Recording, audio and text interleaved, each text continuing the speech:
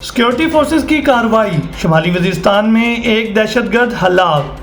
ڈیرہ اسماعیل خان میں security forces کی firing سے ٹی ٹی پی کے 2 دہشت گرد ہلاک۔ پاکستان کی بھارت میں مسلمانوں کے خلاف حالیہ تشدد اور ٹارگٹ حملوں کی شدید مذمت۔ اسرائیلی فوج کا بیت المقدس کے مقدس مقام الاقصی پر حملہ۔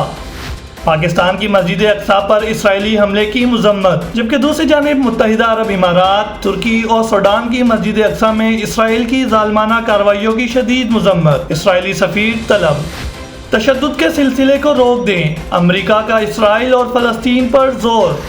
ترکی کا شمالی عراق میں کرد جنگجوؤں کے خلاف آپریشن شروع۔